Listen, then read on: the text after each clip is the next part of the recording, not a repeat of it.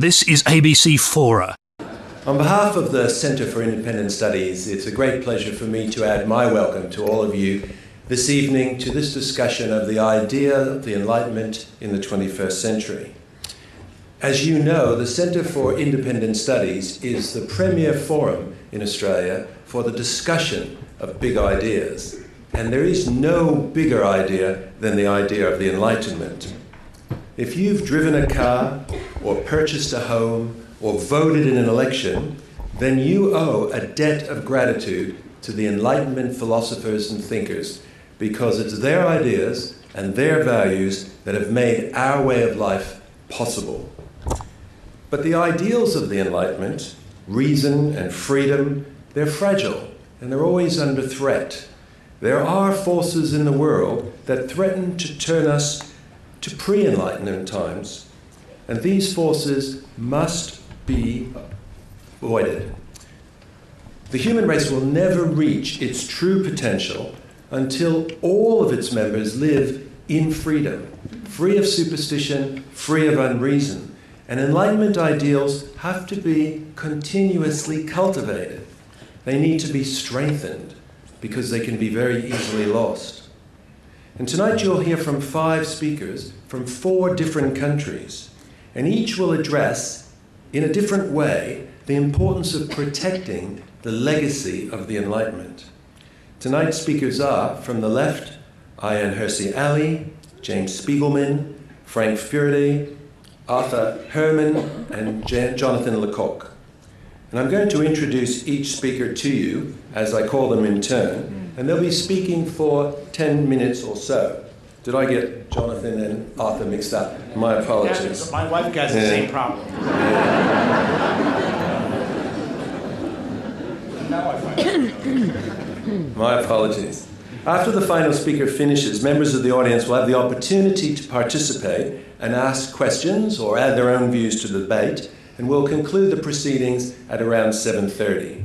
So let me begin by introducing the first speaker tonight, who really is Arthur Herman, sitting over here. Arthur comes to us from the USA. He's a historian and an author, a journalist, a lecturer, and he's the coordinator of the Western Heritage Program of the Smithsonian. Arthur doesn't know it, but he's also responsible for me never winning an argument at home. You see, my wife comes from Inverness, and she frequently reminds me of the superiority of all things Scottish. And to back herself up, she bought a copy of Arthur's best-selling book, How the Scots Invented the Modern World. And I haven't won an argument since. Arthur's latest book, Gandhi and Churchill, is set to provide similar ammunition for those who want to argue about the history of the British Empire in India. Ladies and gentlemen, please welcome Arthur Herman.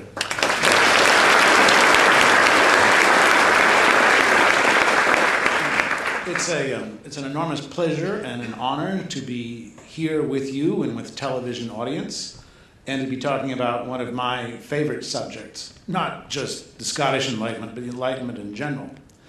And since our time is short, what I thought I would do is a way to talk about the relevance of the Enlightenment for understanding our own world and also understanding some of the dangers we face, is I would quote to you probably the most famous passage from Edward Gibbon's Decline and Fall of the Roman Empire, which if ever there's a book which represents the Enlightenment view of history, that's it. And the line is, and some of you may know it, that the fall of Rome represented the triumph of religion and barbarism. Now I'm going to set aside barbarism for another time. And let's look at the notion of religion that Gibbon and the Enlightenment understood. Religion that they were talking about, they didn't mean what someone like a Richard Dawkins or Christopher Hitchens is talking about. The idea of belief in a beneficent creator, the idea of religion as a guide to moral behavior, and even as an insight into higher moral truths. Even an out-and-out skeptic like David Hume in the 18th century would have said that this constitutes true religion, the nature of religion as a part of an enlightened society. No, what Gibbon was talking about and what concerned the Enlightenment about religion was the ways in which religion can, and the religious feeling can go haywire. And there were 2 aspects to this that they saw in religion going haywire and going down the wrong path towards unreason. The first aspect of that was what they called fanaticism. The other term they use for it is enthusiasm. But I'm going to drop that term because it has certain other associations with football crowds and other sorts of things which make it confusing. Fanaticism on the one side and superstition on the other.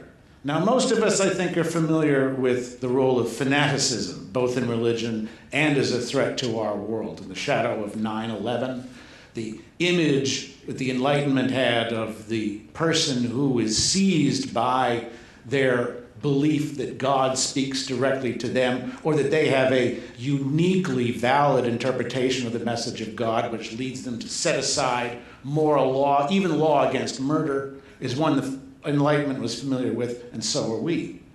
But the second aspect, the aspect of superstition, is one which I think sometimes we overlook, but it was just as important to the Enlightenment and just as important as a look upon their world. The difference here is that while fanaticism tended to make people wild and violent and active, superstition had the opposite effect. Superstition tended to make people, as David Hume says, timorous and disposed to fears of the unknown, particularly fears of the mysteries of the natural world. And the challenge that was faced when others tried to take advantage of this by offering to mediate through a series of ceremonies, rituals, appropriations, and sacrifices against those unknown terrors, against those unknown forces, and those challenges that the superstitious identify as a threat to them. And what I want to suggest to you in the time we've got here is that if we want to come to grips with a more clear-cut example of the operation of the superstition in our own world, I can point to nothing more clearly than the current foofaraw over global warming and climate change. And in fact, since global warming and climate change is all about making predictions, well, I'm going to make a prediction to you, generated by my computer models. And that is that in 5 years' time, that there is going to be a spate of articles and books that are all going to be wondering about how is it possible that politicians, the media, and the public could ever have been swayed by so outlandish a notion that man-generated carbon emissions could have a unique and disastrous effect on a system as complex and a aspect of the planet as unpredictable as the global climate. And it seems to me that we've reached the point now in the debate, as the evidence begins to accumulate, where I think others are beginning to feel much the same way and wondering what has happened here. In fact, on my way over here, my cab driver, whose name was Steve, which I think was actually short for Stefan, as we were driving along, apropos of absolutely nothing, said to me, he said, "What do you think this global warming?" He said, "You think it real or maybe not? Maybe actually global cooling. So why all these taxes?" Believe me, when Steve, the cab driver, is beginning to have his doubts, those who actually conduct the research and look at the numbers and study the models are having their doubts as well. So, global warming. Global warming is fitting within the definition of superstition that Hume had presented. The idea that human beings in society confronted by these unknown fears, especially the invisible, when we think of greenhouse gases, will turn to those who will propose ways in which to make commemorations, to make rituals and ceremonies and sacrifices, such as banning plastic bags, such as emissions trading schemes here, all in order to propitiate those unknown threats and those unknown terrors. And out of it springs a priestly class who claim to exercise authority in that name. We think of Al Gore and his other acolytes. And we also have an emergence of a theology which pretends, as Hume says, to masquerades as a form of philosophy or science, for the Enlightenment they're the same, but which is in fact one which is the opposite of science. instead of geared towards expanding investigation and considering investigation in greater detail, it's instead geared towards shutting down debate and investigation and denouncing those who practice it as heretics, as outliers, in Gore's phrase, and as a challenge to this dire threat of the invisible powers that exist and surround us in the world. But we also know one other aspect of this if we think about global warming in the context of superstition. And that is the speed with which, the ease with which this, what should have been a scientific debate, quickly shifted, effortlessly, with almost imperceptibly, instead, into a focus upon expanding and developing what is, after all, the greatest superstition of modern times, namely the superstition of the power of the state. This, too, the Enlightenment would understand, that here, too, we have an institution, and the practitioners of which claim to be able to allay all of our fears, to solve all of our problems, to deal with the unseen forces that threaten us from all directions, and in the case of global, from the natural world. And how from all of these, for all through the 20th century and now to the 21st century, the claim that the state has and its advocates, that they are, in a sense, that they represent, that the state is not a thing in itself, but that it represents certain things which are truer or more valid or of a higher authority than the state itself.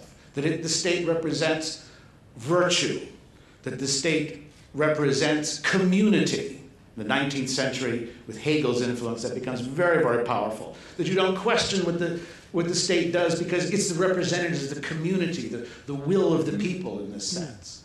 The idea that it represents compassion, from which we get the growth and expansion of the welfare state. The idea that it represents expertise, that those who work for and who are involved with the operations of government have a higher claim to intellectual authority, a better understanding of how the world works, including the natural world, than those who work in the private sector, when our own experience has been over a long period of time that proposition is dubious, to say the least. How does this process happen, and how do we, Hume and the Enlightenment tell us how? Through the operations of superstition. How do we resolve this problem? Enlightenment also supplies us with the answer, and the answer is skepticism. Skepticism, first as a philosophic stance, because the basis of science is skepticism, a methodized skepticism. That's what it's about. And science in the Enlightenment model is one that is constantly re-examining its premises. It's constantly rethinking what constitutes valid evidence versus invalid.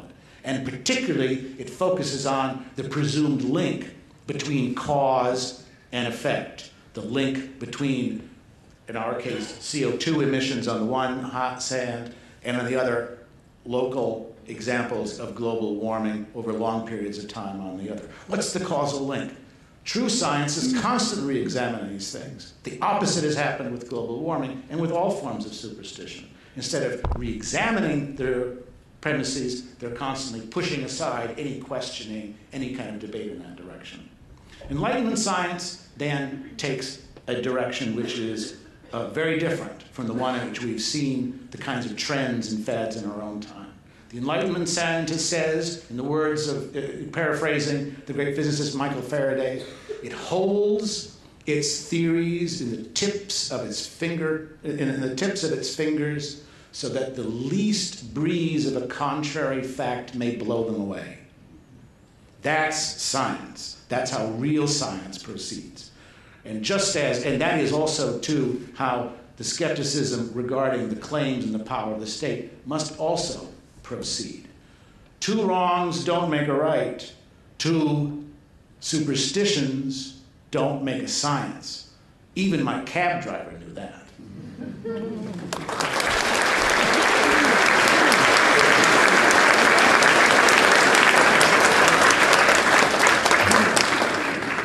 Thank you, Arthur. We thought you were going to be controversial. I'd like to introduce our second speaker tonight, Jonathan Lecoq, and he has a very rare background. He was born in the Channel Island of Jersey. Later, he was educated in England, where he also began his academic career. He then moved to New Zealand, where he is currently senior lecturer and head of the Centre for Music, Theatre and Film Studies at the University of Canterbury in Christchurch. Jonathan is a musician who performs on early instruments, including the lute. He's also the cultural correspondent of the UK journal Economic Affairs. Please welcome Jonathan Lecoq.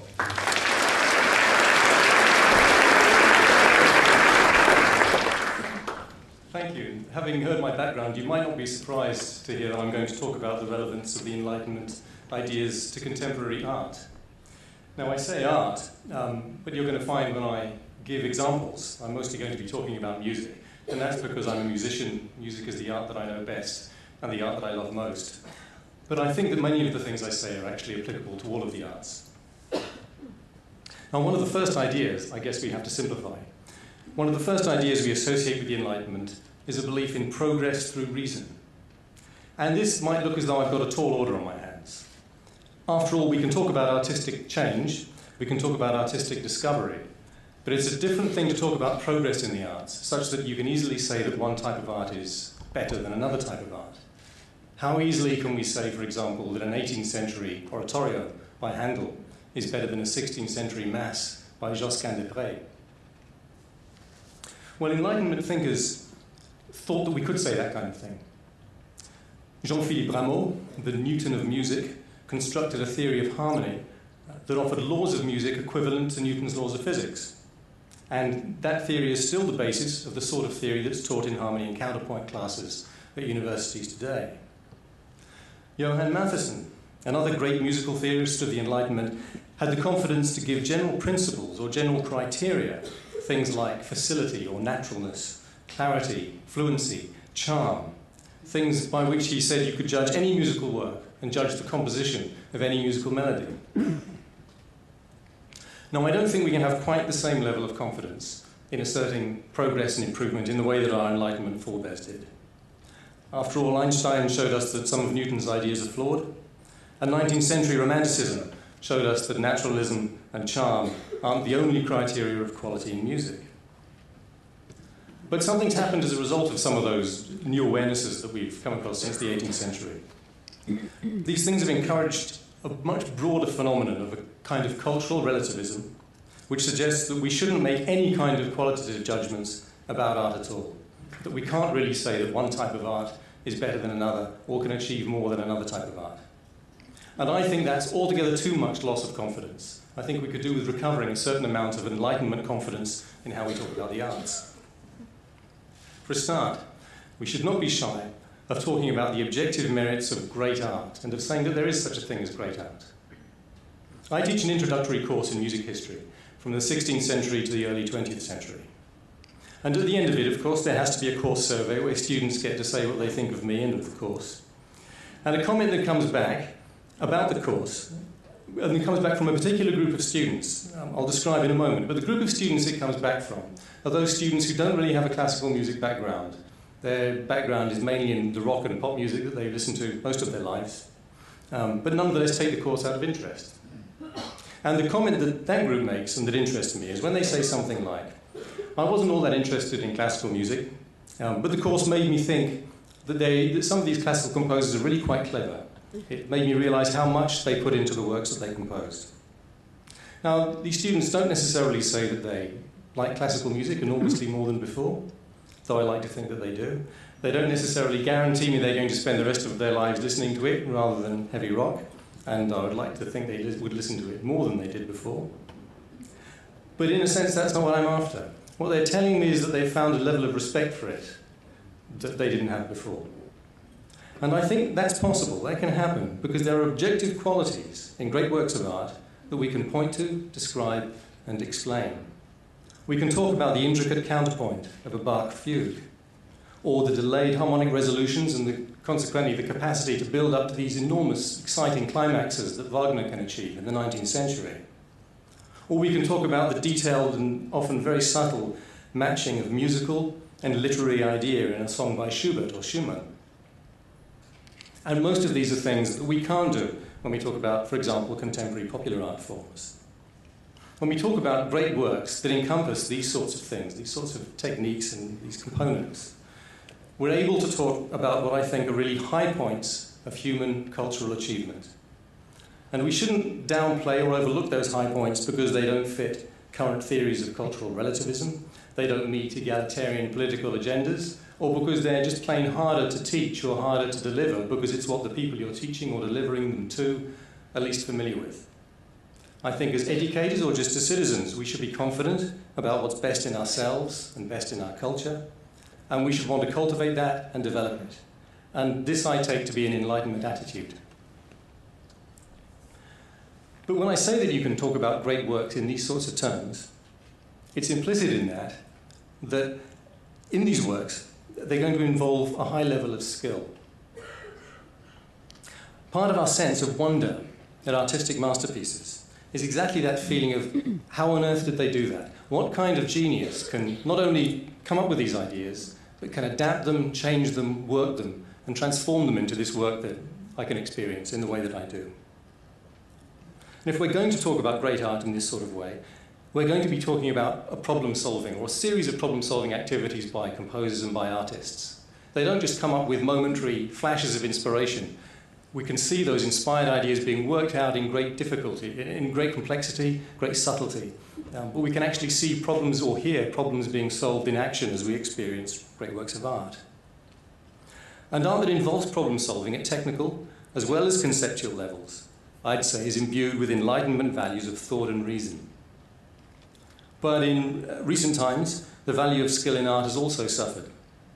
There are many forms of contemporary art in which skill, technical skill, has been virtually discounted, where all the value lies in the power of the idea. Bisected animals in an art gallery might be an example. Or if you're willing to go back a few decades, 4.5 minutes of silence in the concert hall would be another.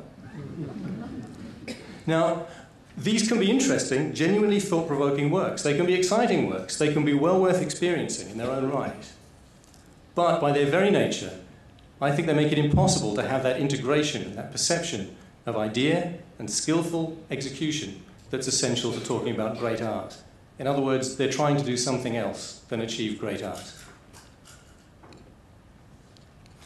Well, there's another aspect of Enlightenment thought that's relevant to us, and that's to do with Enlightenment values beyond the ones I've described so far. A great deal of contemporary art, and it's usually art that we call modern rather than postmodern, seems to be so intellectual, so difficult or complex, that it's unpalatable and indigestible to most art lovers. And those art lovers have consequently learned to avoid a lot of it. In music, this was most apparent probably in the 1950s and 1960s. One thinks of composers such as Boulez and Stockhausen, although a strain of this sort of approach to doing art continues right through to the present day. Now, the received academic theory, if you like, about this, about modernism, is to describe it as the last gasp of the Enlightenment, the last gasp of the Enlightenment project or of Enlightenment thinking in art. Because according to this, what artists are doing, they're still trying to make progress with technical advances, but these advances have gone so far that sadly they've had to leave most of the audience behind. Well, I want to disagree with that idea of the modernist project as being fundamentally an Enlightenment project. As I've said, artists are problem solvers, but the types of problems they try to solve, the nature of the technical problems they address, are partly determined by their values and by the social and cultural values that surround them. And the values of the Enlightenment thinkers were humane ones. They were values that put human development, human progress ahead of religious or political ideologies, for example. And those humane values are also something that can do with a bit of rediscovery. Now, this isn't a plea to say that art should conform to mass taste or to measure its success by popularity. But what I do think is true is that if contemporary art has failed to reach those who have learned to love and appreciate the great art of earlier generations, then one of two things has happened. It's either failed to solve some of its problems, or else its values are not humane Enlightenment values. It's not part of the Enlightenment project. Instead, they're the revolutionary values of the Romantics. Revolution for the sake of revolution, or in art, a quest for originality above other things. Now, I think of myself more as an Enlightenment man than a Romantic. And in my view, that means that revolutions on the whole are destructive. But I don't remotely want to tell artists what to do. I don't want to criticize artists who want to completely remake the artistic landscape from scratch, or when that project's exhausted itself, as it's always bound to do, to explore the more arcane corners of what art can tackle. In fact, I think the best way of thinking about art and what artists do is a kind of entrepreneurship. Artists are risk takers. They develop ideas and they put them out to be tested to see if they're going to be accepted and be understood. But you're not an entrepreneur if you don't have the risk of failing. And I think there has to be an acceptance, at least if you value Enlightenment ideas, that the artistic ideas you can try out can fail. And they can fail because they fail to be meaningful to people. But even though I don't particularly want to suggest what artists should or shouldn't do, I do want to say something about, or one point about institutions that affect and encourage artists to move in certain ways.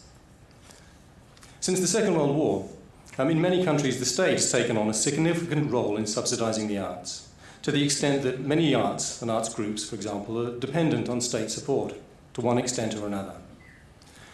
Now, all of us who are involved in the arts spend so much of our time looking for ways of supporting it, ways of finding sources of funding for the arts, that we are all, myself included, reluctant to criticise any form of income or support for the arts. We think they're so important that they should be supported in any way that we can. But it does concern me, or it does give me pause for thought, that what we have in the present day, or what we've had since the war, in part, is a type of income for the arts where the person who pays for it, the taxpayer, isn't the consumer. And I don't see how that can mean anything other than an encouragement of that separation between art and audience that I think created such a problem for art in the 20th century. The last point that I'm going to mention very briefly is in some ways perhaps the most obvious one that one could talk about in connection with the arts, which is that an Enlightenment value is that you have to have a free exchange of ideas in order to test out those ideas, in order to get to the truth of them. That means ideas have to be put forward and they have to be exchanged and you have to be able to hear them. And that's as true, I think, for the arts, the entrepreneurial arts, as it is for any other type of knowledge. And that means that whether one loves or hates ideas, artistic ideas, one has to be very, very slow indeed to move towards censorship of artistic ideas, no matter how much we're uncomfortable with them. And I would say that that too is an embodiment of an Enlightenment value that we can bring to the present day.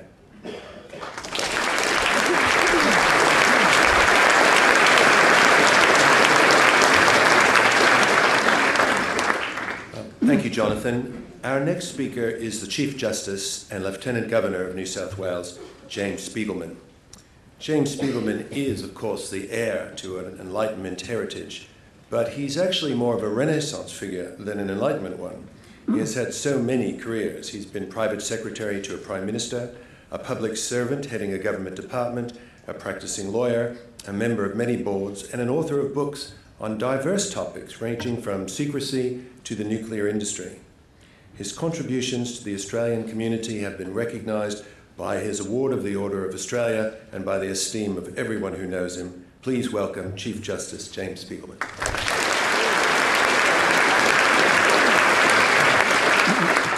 Thank you. I wish to develop one Enlightenment theme or value and illustrate it by the achievement of one great lawyer. The theme is the culture of improvement. That's the widespread conviction that by the application of reason, things can be done better. One of the great achievements of the Enlightenment was the inculcation of a belief that no individual, or indeed society as a whole, was doomed by God or by nature or by fate to continue to do things the way they'd always been done. And I distinguish between a reform and improvement in this. A reformer proceeds on the basis that something needs fixing or that someone has done something wrong. An improver proceeds on the basis that however effective or efficient current practices are, they could always be made better and we should always seek ways of doing it. Reminded of the observation by Senator Roscoe Conkling, a New York politician who defended the spoils system against proponents of civil service reform, who said when Samuel Johnson said that patriotism was the last refuge of the scoundrel, he did not have in mind the possibilities of the word reform. The person whose life illustrates this theme, for me anyway, is Lord Mansfield, who was the Chief Justice of the Court of King's Bench for an unsurpassed long term, 1756 to 1788. He was a man of affairs, not an armchair philosopher of the continental Enlightenment.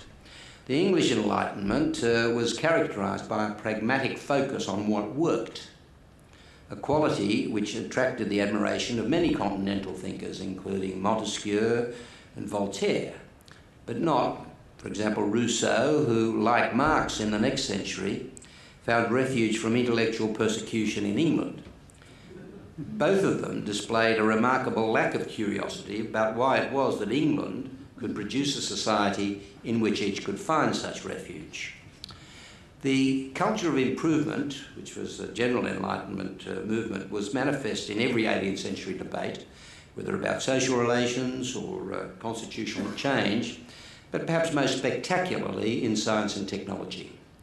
And in England, primarily because of Lord Mansfield, it was also manifest in the law. Of course, the common law was a fertile ground for the display of Enlightenment values. It had developed over the centuries not as a manifestation of revelation or dogma, but by the application of formal reasoning.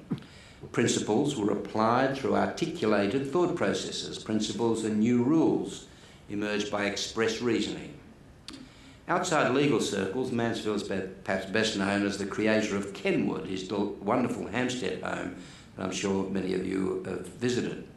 He was also the judge in one of the great slave trade cases, Somerset's case, and whose family is famously is supposed to have said, "The air of England is too pure for any slave to breathe, let the black go free."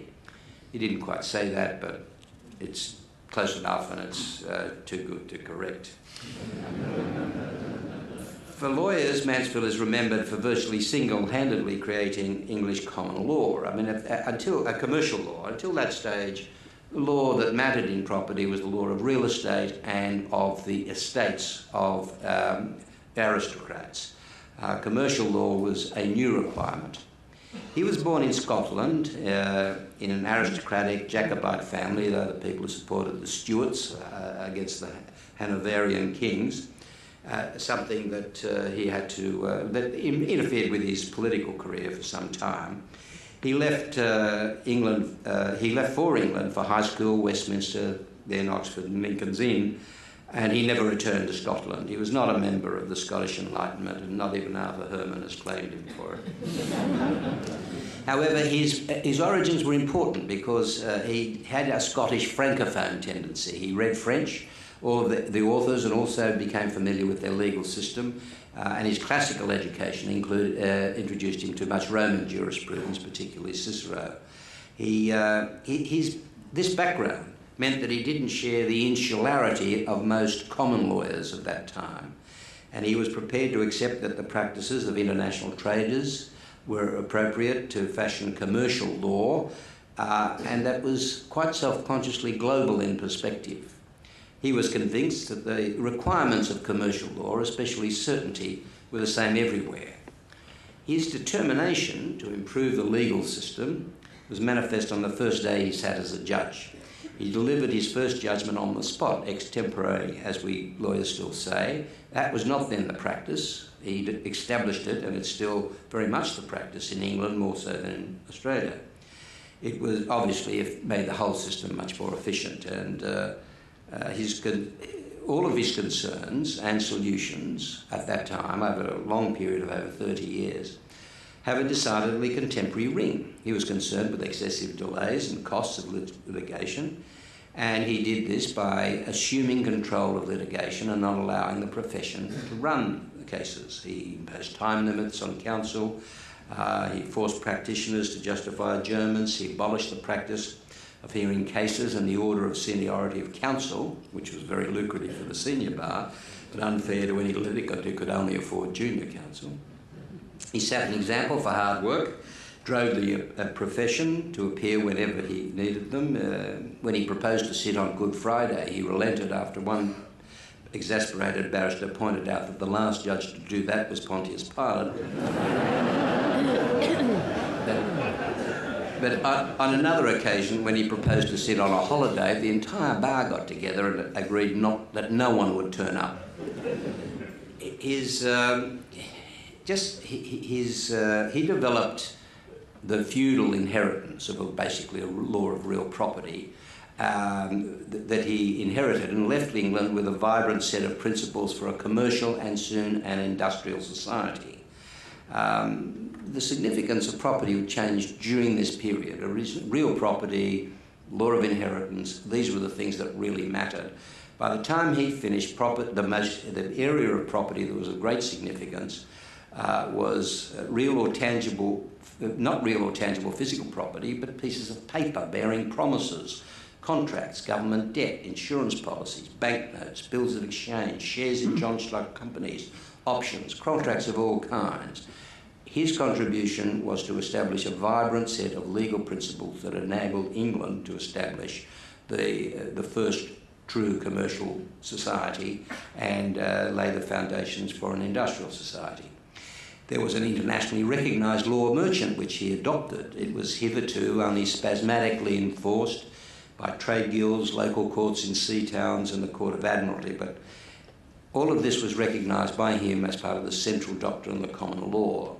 Law of every kind of insurance, marine, life, fire, negotiable instruments, sale of goods, intellectual property, and every aspect of maritime law, collisions, wrecks, charter parties, freight, all this was developed then in a form quite recognisable today.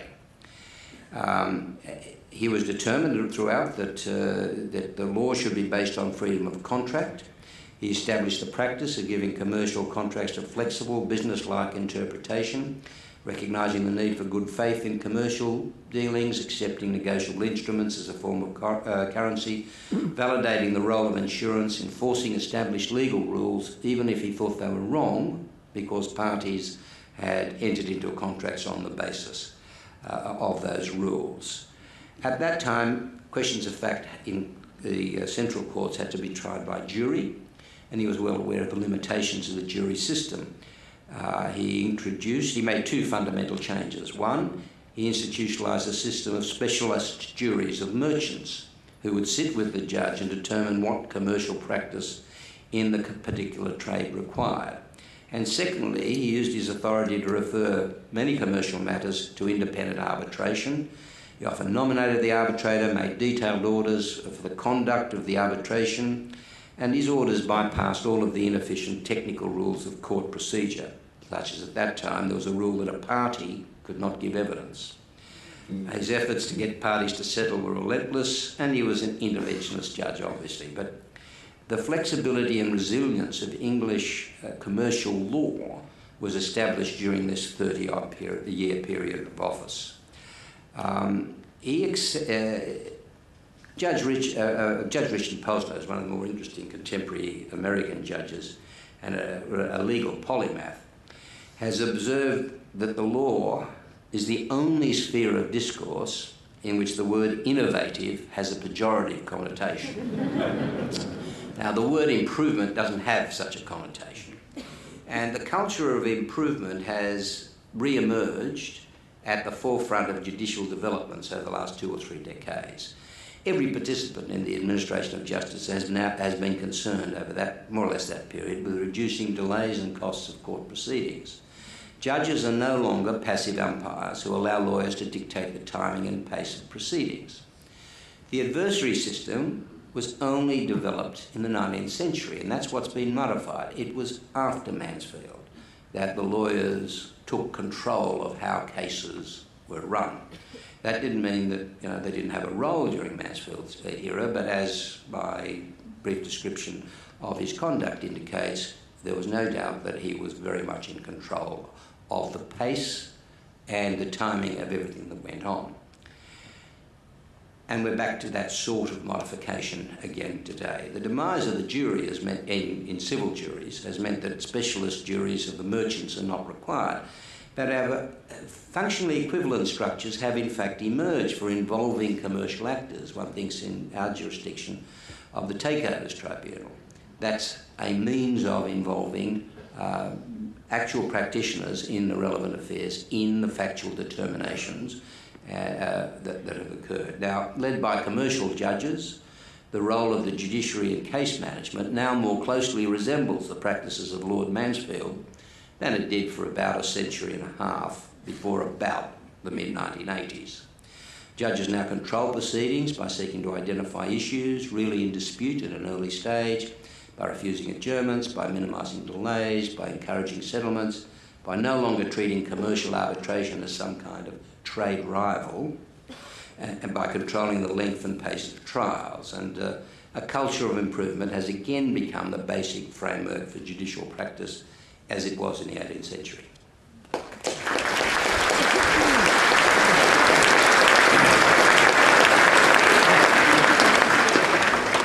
Thank you, Judge. The next speaker is Frank Furedi, who is Professor of Sociology at the University of Kent in England. Frank is a prolific author whose numerous books have been translated into many different languages. The titles of some of his books, Paranoid Parenting, Politics of Fear, Invitation to Terror, these reflect his interest in how modern societies view risk and the high price we sometimes pay for unreasonable fears. He's a frequent contributor to newspapers and magazines, a trenchant social critic, and a sought-after speaker. Please welcome Professor Frank Furedi.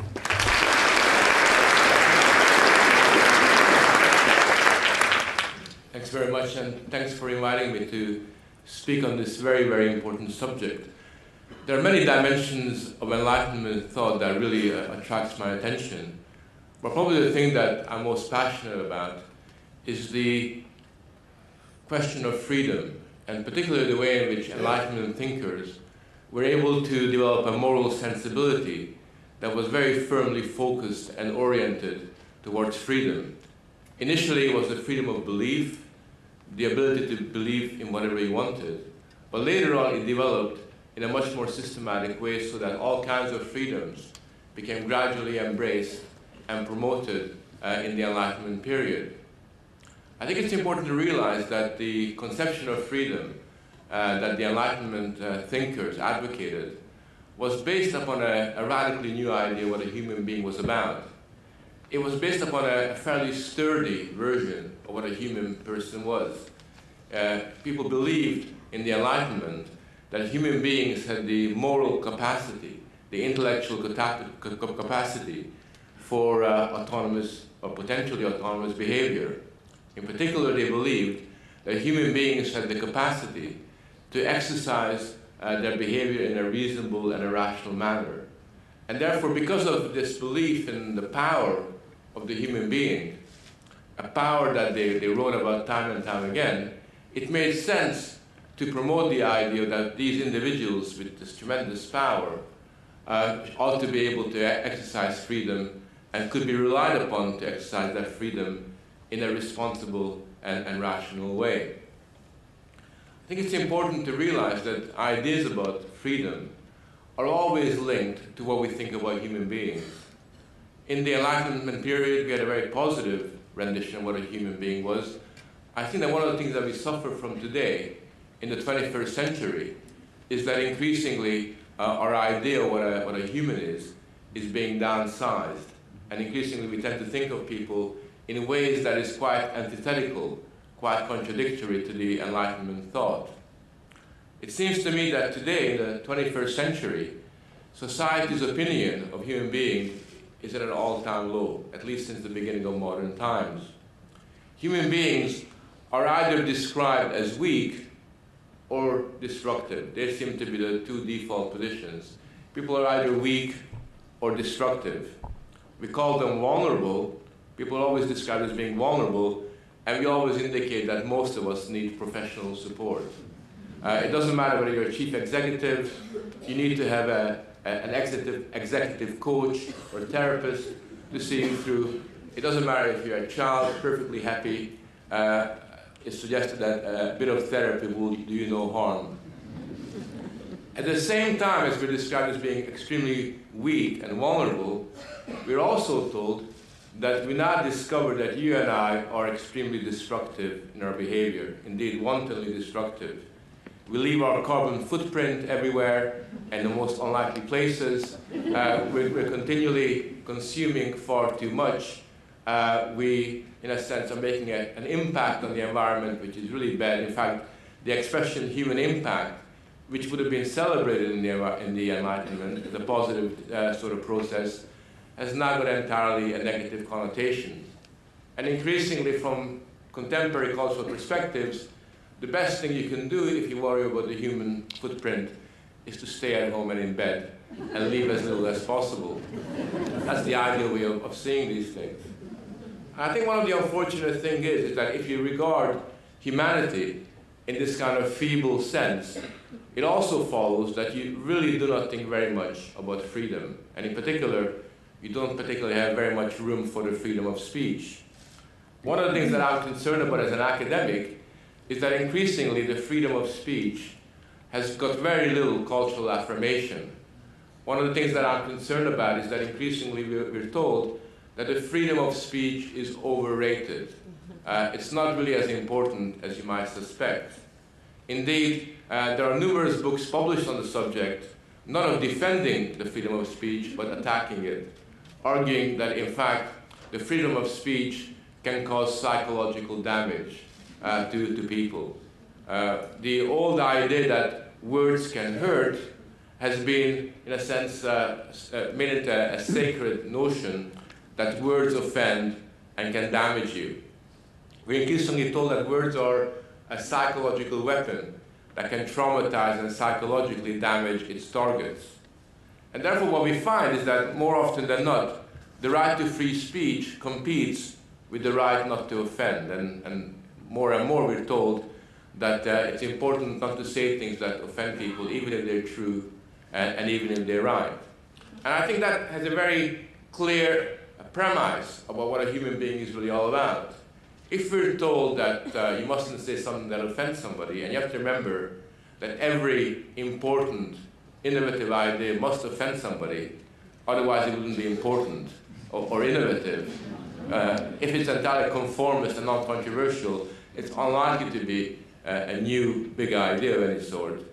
If we have this kind of conception, what we think of human beings is essentially the procedure that my grandmother used to follow with me.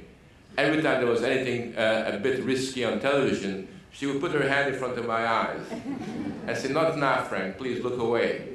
Or quite often, I'm not sure what happens in Australia, we have this expression that we use in Europe, "not in front of the children," right? Don't say these things in front of the children. And of course, that's understandable, you know, when it comes to 6-, 7-year-olds. You don't want to discuss Newton's law of physics with the children, nor do you want to talk about controversial, complicated matters. But when we think of adults like you and I as pretty much the equivalent of children, when we think of adults as being people that are potentially easily offended, then I think we got some very, very big problems. I find it quite interesting as an academic. I'm confronted with this all the time. I write books from time to time, and occasionally an academic publisher writes to me and says, "Could you write us a book on this and that subject?" And when they ask me, they usually send me the publisher's sort of ideas of how I should write the book, which is all right. I mean, I like good ideas. But what they also send me is what they delicately call the non-usage of inappropriate words. You know? And it's interesting what words have become inappropriate. I mean, I have become totally inappropriate in my old age, because until my publisher, this is actually a true story, 2 months ago told me that I could no longer use the word mentally ill, which I thought was a completely politically correct word. But I had to use the expression mental health service user. I realized that I had to go through a profound educational experience. The same publisher also informed me that the word civilization was not passé, because it assumes that there are uncivilized people. And quite clearly, a serious academic like myself shouldn't use such a controversial term as civilization. By the way, for Australians, you mustn't use the word host society either, because if you use the word host society, you assume that you're better than the immigrants that are coming into your country. I also learned, and again, it shows you what a sheltered life that I lead, that in my writings, I must censor the term Chinese whispers, which I thought was a beautiful metaphor. I really love. I've used it many, many times, but I now realize that it's an entirely racist term. You know, sort of. And you don't have to be an academic to be subject to this. My 12-year-old boy was reminded just the other day by one of the pedagogues that he mustn't use the word retard anymore, because the word retarded it's got highly sort of offensive connotations, which he knew, which is why he was using it.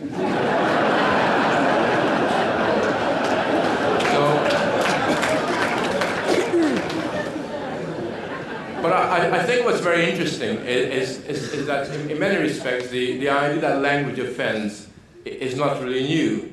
I think what is new is the idea that offensive speech has got to be so systematically regulated, not just by governments and by the state, but informally by publishers and other gatekeepers who are working in the media and other areas of ideas. And I think you have to remember that there's a very important point here, because if all that it takes is for somebody to say, I find this offensive, then that's a prelude to saying, let's close down discussion. That is something that we cannot really discuss. I'm offended, therefore it follows from this that this is not really something that we can discuss.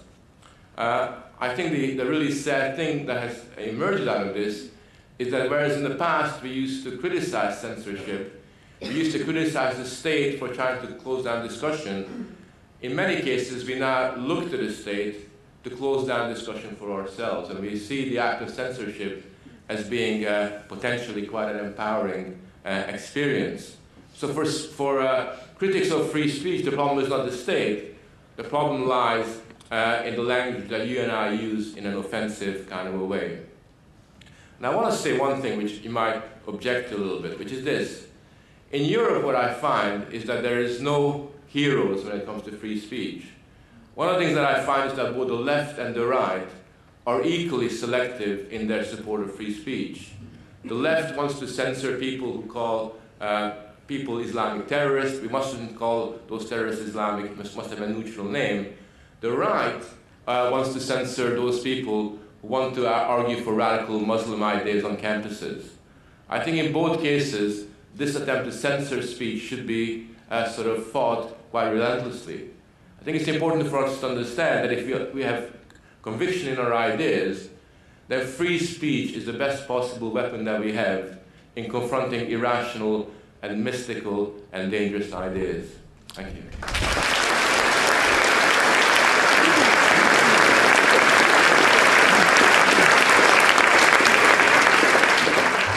Thank you, Frank. It's a good job you weren't here 2 weeks ago during the Pope's visit. Our next speaker, Ayaan Hirsi Ali, has been named one of Time magazine's 100 most influential people. She is currently a fellow at the American Enterprise Institute. She's the author of The Caged Virgin, and her autobiography, Infidel, has been a bestseller around the world. Her life story is one of personal courage and resilience in the face of adversity and unreason, and even in the face of threats to her life. She's a defender of freedom, of women's rights, and of the dignity of all people. She is a living embodiment of Enlightenment values. Please welcome Ayaan Hirsi Ali.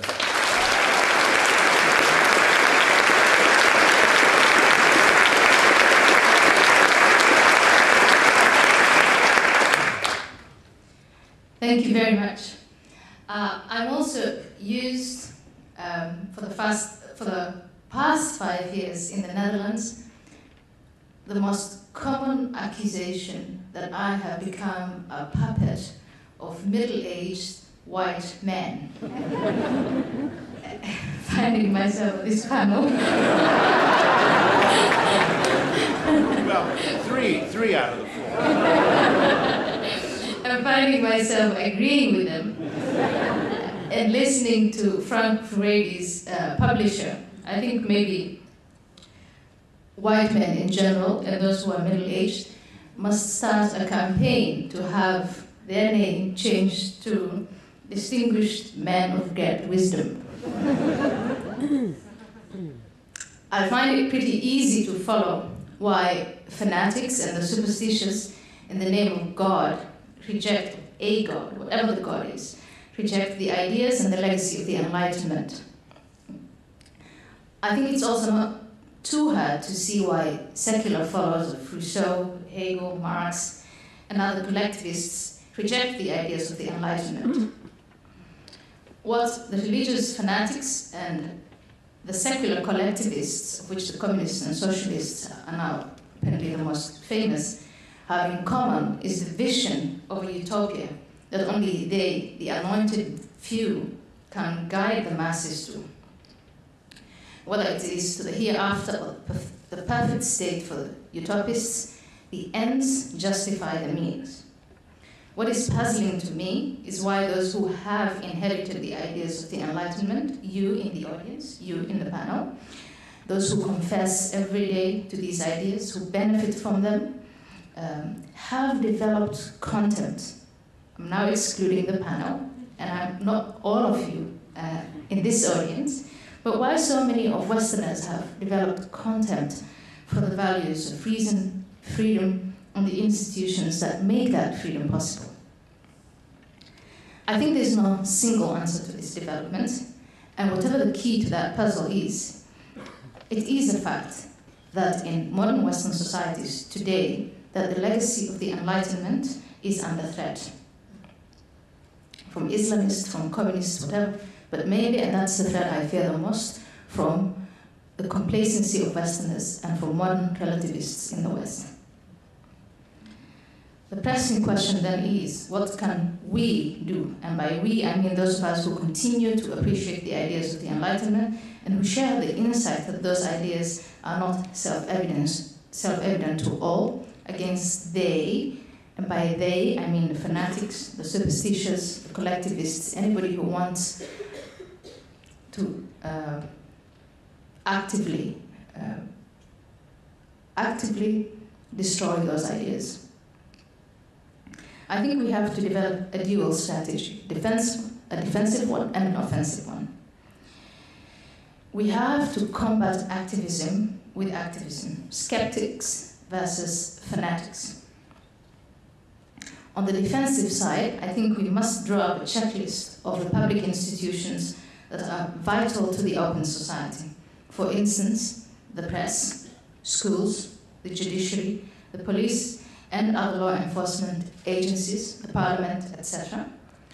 We must demand openness. Some are open, others are not so open, but we must demand openness of the persons who determine the content of these institutions. Who are these people? How are they selected and recruited? Are they really impartial? Or do they use public institutions to promote private ideologies? Take schools and universities, for example. Who puts the curriculums together, the textbooks, and the exams? I know that most of these things are done by a committee, but who are the members of these committees and who appoints them? We have to demand answers of who sets the standards of merit and morality. Why is it mainstream that there are no standards at all? No winners or losers, neither good cultures nor bad ones. How come that the word competition has become taboo? And why has critical thinking become equal to offending and insulting? Who sets these standards? On the offensive side, I think we must actively oppose irrational ideas, whether they are religious or secular, by presenting an alternative set of ideas to the multiculties and most Muslim conservatives and others. We have to reset the standards of merit.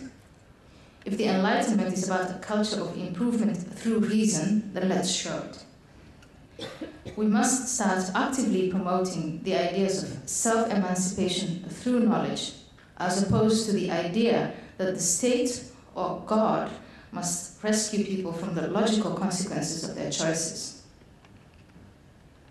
In response to the Islamists and to the Islamist threat, I believe that we must not inhibit ourselves in exposing why the principles of Islam are incompatible with those of the Enlightenment. If the agents of radical Islam and those of the multiculturalists make the effort to propagate their ideas through every possible channel, I don't see why we should sit back and express astonishment that they are rewarded by an ever-increasing number of people who adopt those irrational ideas. We must go on the offensive, and when they open a madrasa somewhere in the world, we open a school of critical thinking right next to it. When they open a radio station, a television station, a website or foundation, we open our own radio station, television station, website, and foundation. And we should examine their message, analyze it, discuss it, criticize it, and propose better alternatives. If they send a charismatic figure on national television to promote the idea that the earth is flat, we send a charismatic figure on national television that refutes and provides the evidence why the earth is round. Usually, the charismatic figures that I've seen on television do not say that the earth is flat, but they say something like Christians and Jews are pigs and dogs. I think that's a very easy proposition to oppose. But we don't do it. I see competition with the collectivists and the radical Muslims as the best form of reviving and preserving the ideas of the Enlightenment. Right now, we are on the defensive because they are better organized, better funded, and more convinced of their success and their values than we are of our own. And it is time that we get set and go. Thank you.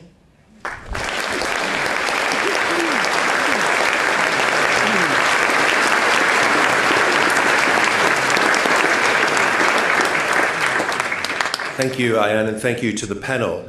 This is the time in the evening when you get to have your say, ask your questions, make your comments. There is a microphone here and a microphone there, so if there is anyone who would like to ask a question or make a comment, please come down to the microphone.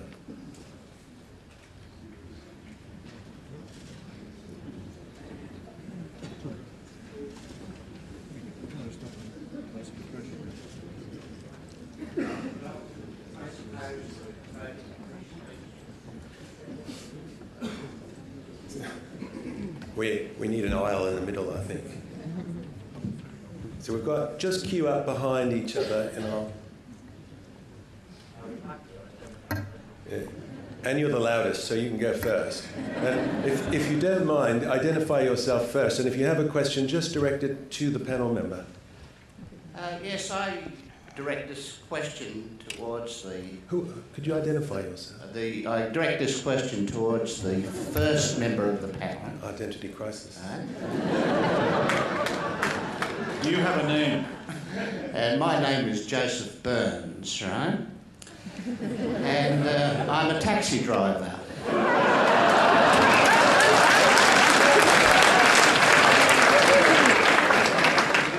And a highly philosophical one.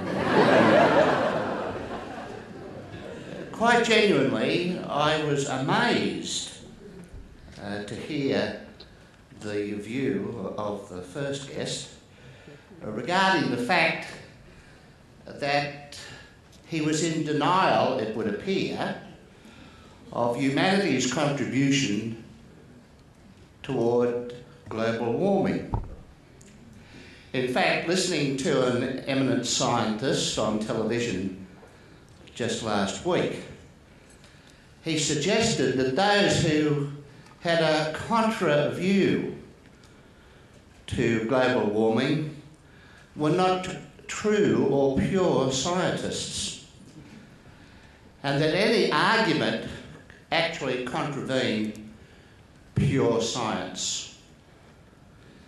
And I wonder then, this sounds like the making of a conspiracy, that we are developing a mania, like we did with the millennium and computerisation, that is subsequently false, and yet is presented to us by almost everybody in authority as being 100% accurate. What I'd like to ask is, do we generally feel that humanity, in its desire for improved sophistication in production of consumer goods, have we done any damage at all to our environment? Fine. And if so, To what extent?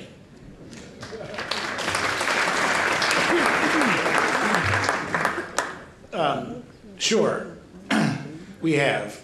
And it's measurable, and there's empirical evidence of it in local situations and local areas, whether you're talking about strip mining, pollution, oil spills, a whole range of subjects where obviously we see damage to the environment.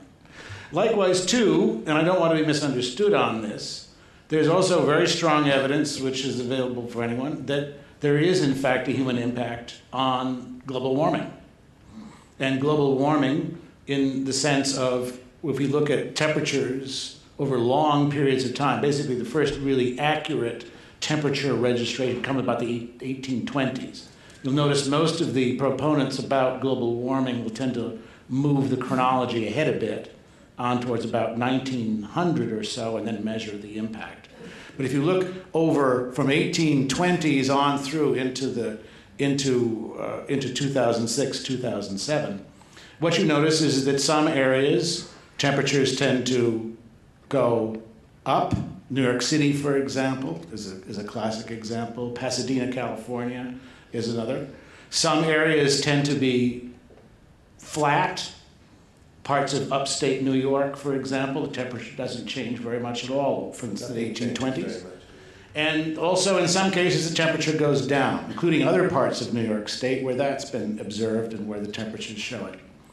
And I think what climatologists are arriving at now, and it's certainly not a consensus. You always be careful about that word consensus. Be careful of the word about pure. Anyone who brings that up is almost speaking pure hokum when it comes to science. Second of all, be careful when they talk about consensus, because what they really mean is they're not talking about evidence anymore, they're talking about authority. And the authority, the consensus, is then supposed to overwhelm the doubts or contrary evidence. But there is evidence that climatologists are now looking at, that the process of urbanization and the growth of urban areas and large populations does drive mean temperatures up over time. In fact, the more you think about it, the more commonsensical it is, given the spread of asphalt, human activity, the whole range of other things that take place. But we're talking about local variations. We're not talking about a global phenomenon. A global phenomenon would mean that all mean temperatures reflect some kind of upward pressure under all times. And the notion that you can go from New York City, where you have temperatures going in you can trace a perceptible rise in temperatures, that you can go to Poughkeepsie, New York, a few miles up the railway train and see almost no change over time, suggests that a global explanation for this just doesn't hold up. Steve, thank you very much. Peter Farrell, a question for Dr. Herman, but Professor Furedi, if you have a notepad there, if I'm stepping out of line and being politically incorrect, I want you to please dive straight in. I will. Okay. Arthur, you mentioned Michael Faraday, that's a great quote, holding your theories by your fingertips so that the least breeze of fact might blow them away. And of course, as you would know as a historian, Faraday was a brilliant experimentalist and a brilliant theoretician. But he was also a member of a quirky religious sect. And some people say, well, this is a dichotomy. And I'd like to bring it to the present day. There's a very famous climatologist at MIT, the Massachusetts Institute of Technology, where I was once a student. I happen to think it's the best university in the world, but you were at Johns Hopkins and you could probably make an argument for that. They're pretty good too, yeah. Well, there is a consensus on the Johns Hopkins people. But anyway, Richard Lindzen, who arguably, he's Alfred P. Sloan Professor of Atmospheric Sciences. Before that, he was a named professor at Harvard. And he is truly a world-famous climatologist. And I brought this up to, I'm very much, I think that the whole climate change is a giant scam like Y2K without the drop dead date. But so I often use Richard Lindzen, and when I'm talking to the alarmists, I say, well, wait a minute, have you read any of Richard Lindzen's stuff? And the guy, one guy who's running a big institution, he's an ideologue, and yet he's running a big institution in the United States, he said, do you know that Richard Lindzen is a smoker? As though you've got to ignore all the other stuff that he talks about. So if Faraday were alive today, I wouldn't be going to Michael Faraday and asking about religion. And I don't ask Dick Lindzen about cigarette smoking. On the other hand, they're in their long suits, like Faraday, laws of electrolysis, discoverer of benzene, etc. But, well, the question is... Here comes the question. So I'm drawing this to the question. It seems that when one talks about climate change, when anybody has a contrary view, I mean, if there's a consensus, I've missed the debate. But whenever there's a contrary view, it gets stomped on, and they start talking about other things that this person might be involved in, rather than talking about the facts themselves. You must see this. Would you like to just discuss that or make a comment on it? Sure.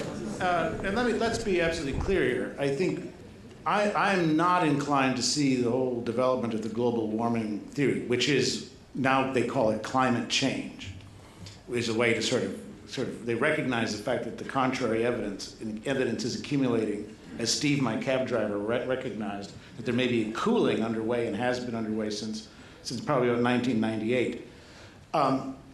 The issue is not about that.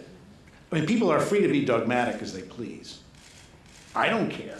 Let the scientific debate go on. Let there be a debate. Let people stomp on each other at scientific conferences and call each other names in the journals and do a whole range of politically incorrect things that Frank has been talking about in the scientific journals. I don't mind. The problem comes when you start shifting the power of the state to decide those kinds of controversies, or to come down on one side or the other when the issue has not been resolved, particularly on that question of cause and effect, which is so important in how we understand how scientific theories and paradigms work. Likewise, I don't care if theologians in the 16th centuries debated whether witches existed or not, and whether there were growing evidence that in fact that witches had in fact created crop failures, sick cows and animals, and disrupting local communities. Let the debate carry on, let it take place. But then, when you move the state and civil officials into it to round up those supposed witches and to put them through tests and interrogates and executes them, then you have a catastrophe on your hands, and you have a disaster in your hands. Keep the two issues apart until the evidence is so overwhelming, and there is, in a sense, an almost unanimity about this, that both about the theory and also about the application. And until then, I think let the science go. Let the science run. Thanks, Peter. Thanks. Is this another climate change question? No. Could you identify yourself? My name is Toby O'Brien. This is a question for Jonathan, but it also touches on ideas that Frank was talking about. Relates to visual arts, and I guess the recent sort of spate of censorship to do with children in art and in naked children in art, and I guess how sort of the ideas of freedom sort of conflict then with cultural relativism, and I guess what can the Enlightenment, I guess, and the ideas of the Enlightenment sort of, what can it provide as a sort of way ahead or guidance with these sorts of problems? Yeah. Obviously there are sensitive issues, and especially with the case you've just mentioned. But I would say that if there's an illegal activity that's taken place, then for God's sake prosecute it and use the work of art as evidence. If there's a legal activity that's taken place, not illegal but a legal activity, but you think it's morally wrong and reprehensible, then boycott it, withdraw your patronage from it, object to it, condemn it, but tolerate it. And I would say that's the Enlightenment response.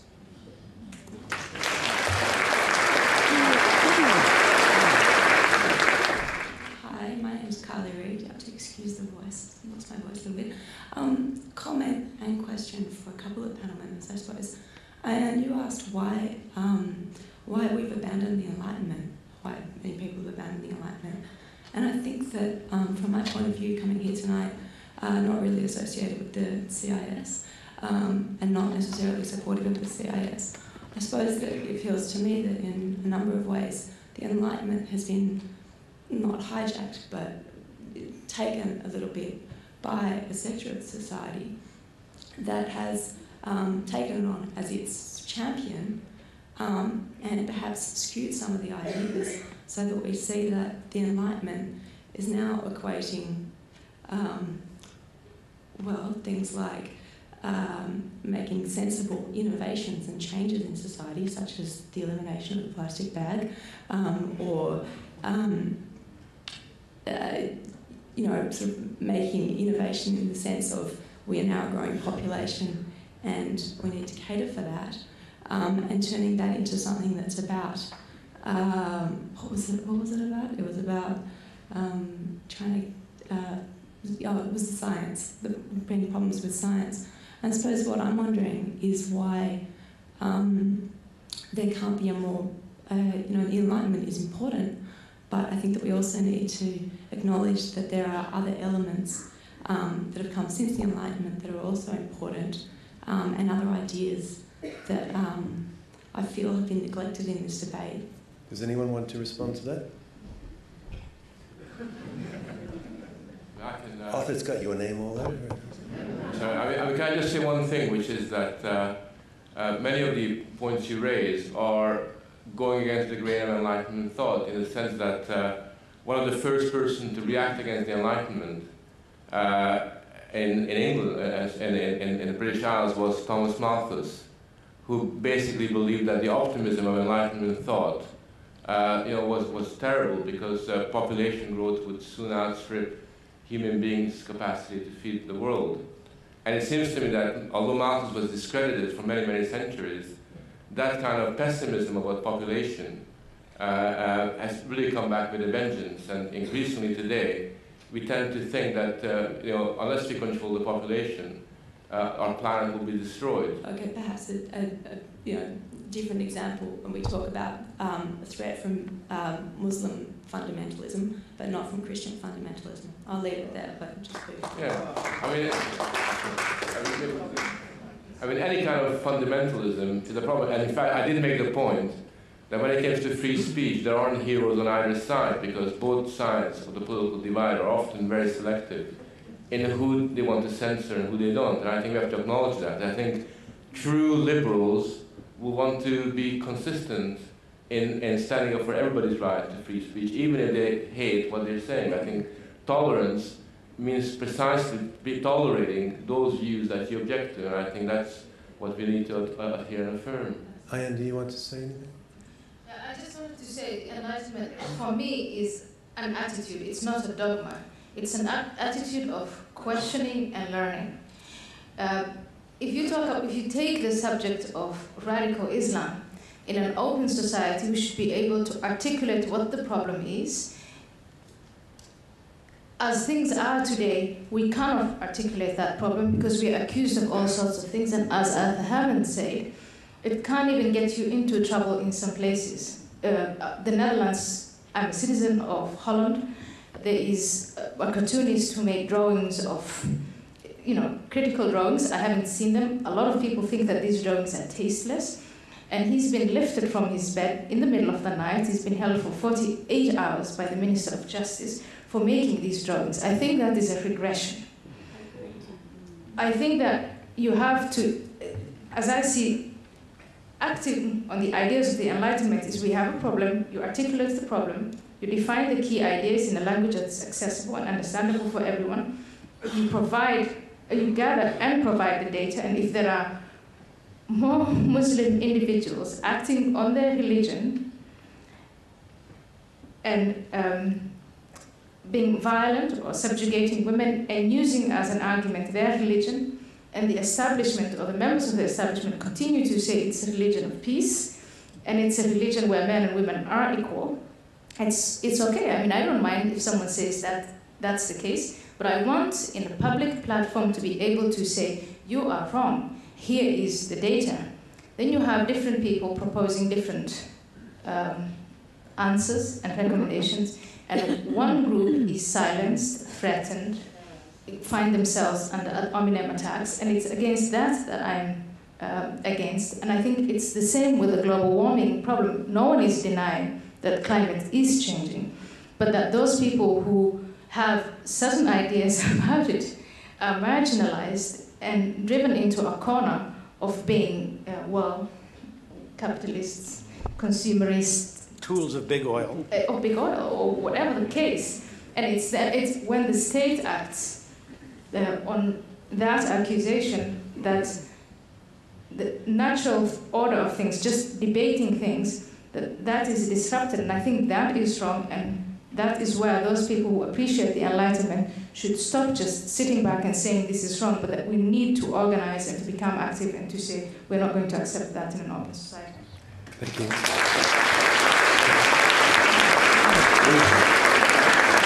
We've stayed beyond our time, but I wouldn't like to disappoint the people who are there. So if you could just be as brief as possible, it would be appreciated. Sure. My name is Josh Schrott. A question for the panel generally.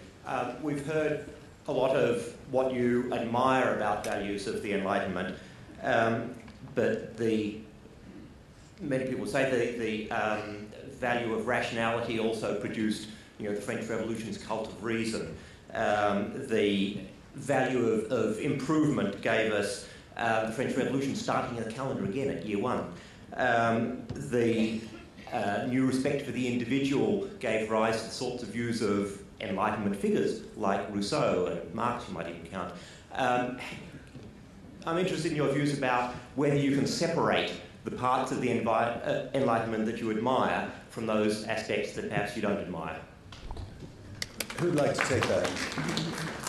Just briefly, I think you're actually talking about romanticism rather than Enlightenment values, but that's a question of definition.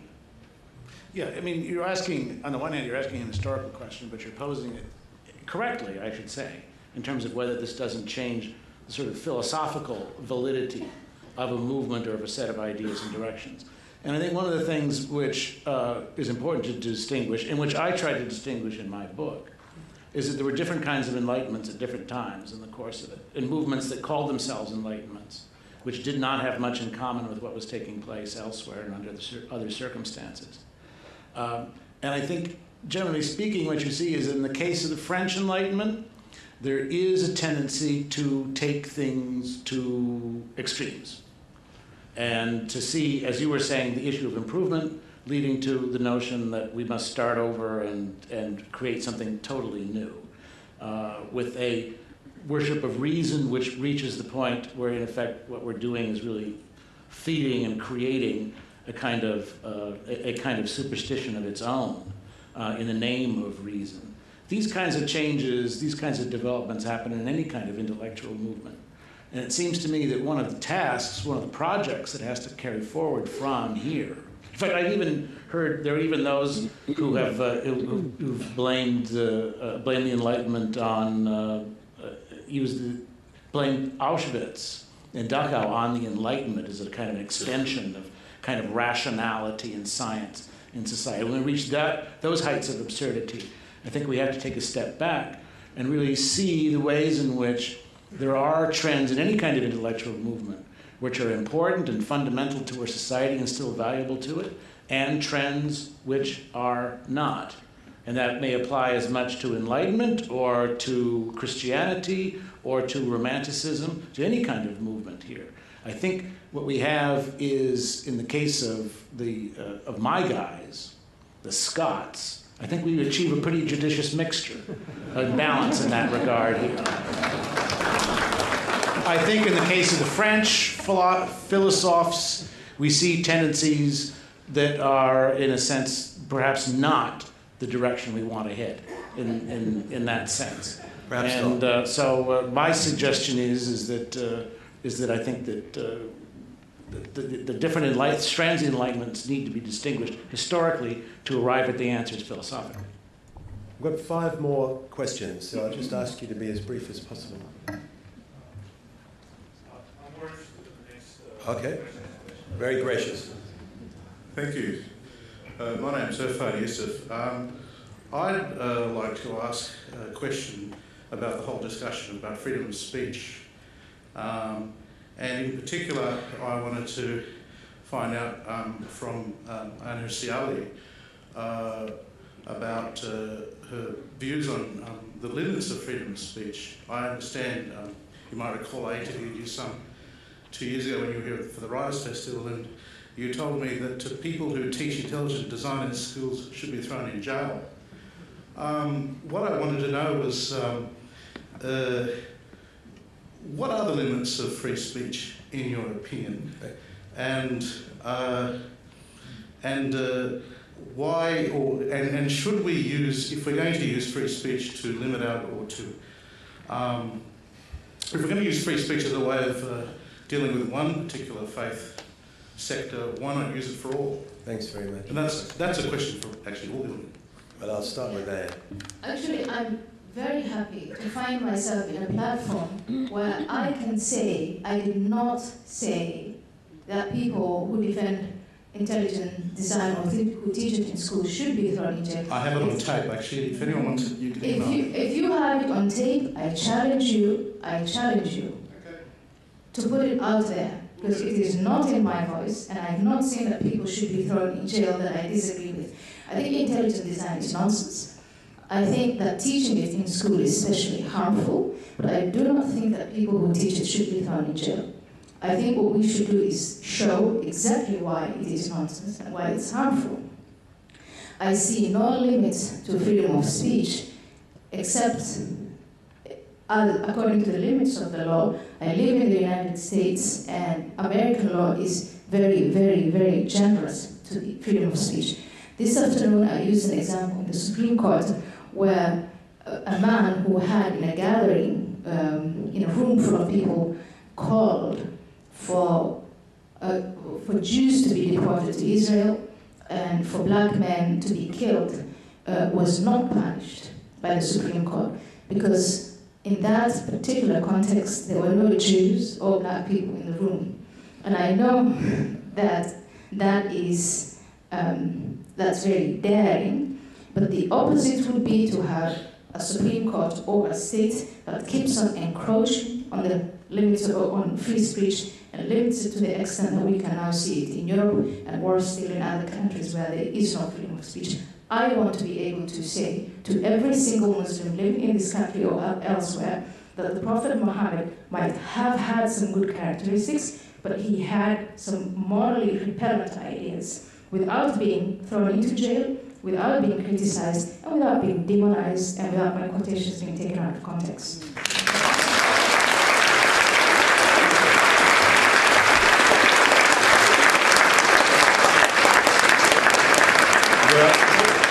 Your turn. Thank you. My name is Eugene Dubasarski. My question is primarily to Ayaan Hirsi Ali in response to her suggested program for getting the Enlightenment back on track. And it sounded great to me, building schools of critical reasoning next to madrasas, putting up charismatic proponents of science and reason next to religious fanatics and so forth. It's not that I had a problem with it as such. It's that I liked it as an endpoint, as a utopia. It didn't sound like a solution, because what I felt was needed was the solution that gets us there. Because I thought that the things that stop that from happening are not the fact that there aren't enough people who want to open schools of critical reasoning and there aren't enough charismatic speakers who can challenge imams. It seems to me that the problem is that cartoonists are, as you did mention, being thrown in jail. But even that pales into insignificance with another problem, which is something you are also familiar with, I'm sure, the threat of random violence. Not terror, but just getting beaten up, just getting an email. Even having second thoughts about asking a question like this after mentioning your name in a public forum. I was wondering if you might have had thoughts about solving this much more real and immediate problem, and share those with us. Thank you.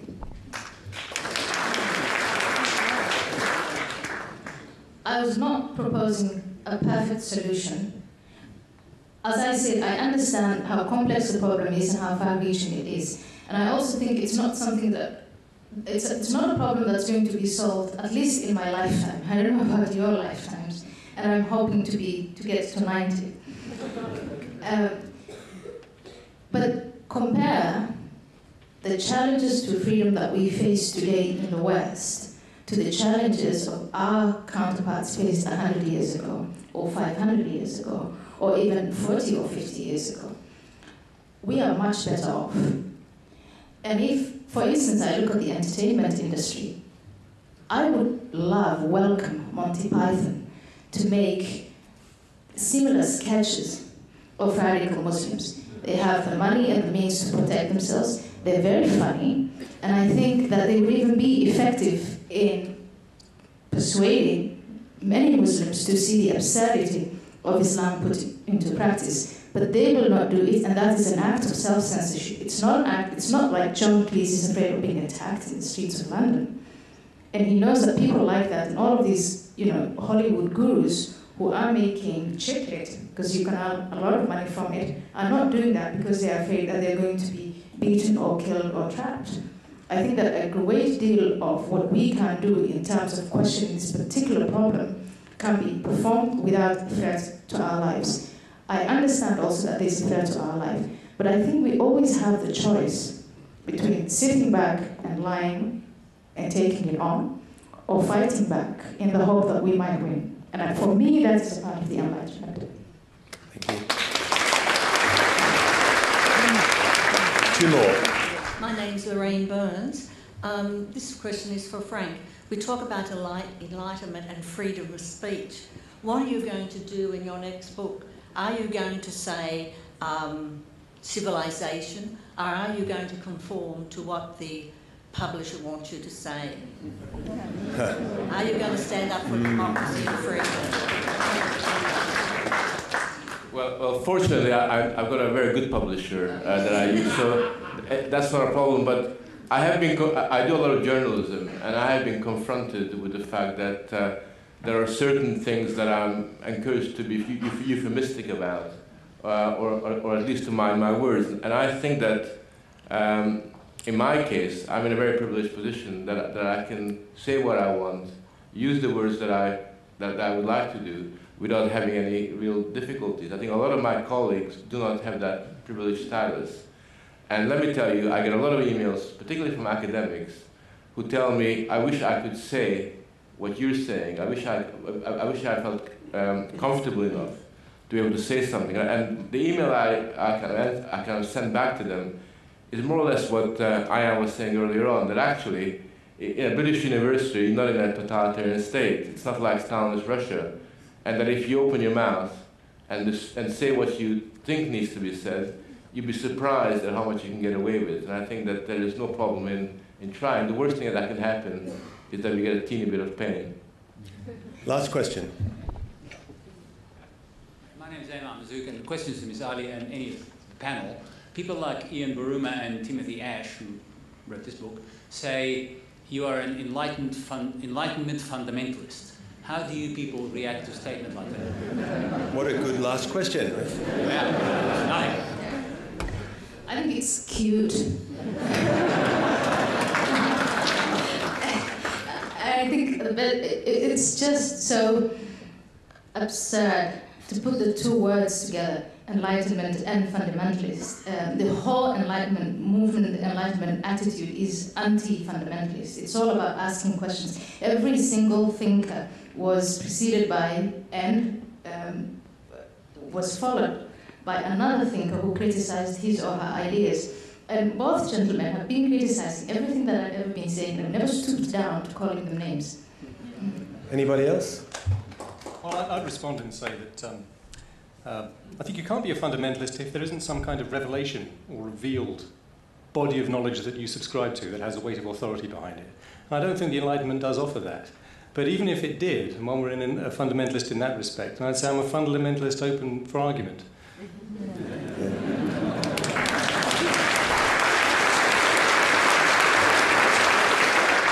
So you're not a fundamentalist mathematician if you believe 2 and 2 is equal to 4, do you? It's a hard line. Ladies and gentlemen, I think you'll agree with me that we've had a very stimulating evening. Do you agree with me? Yeah.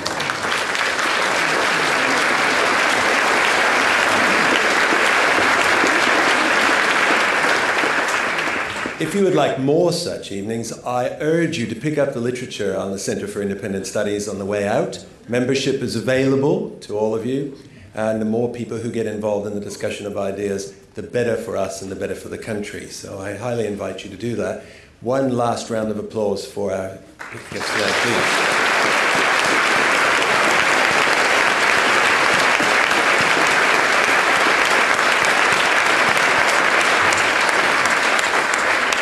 Thank you very much.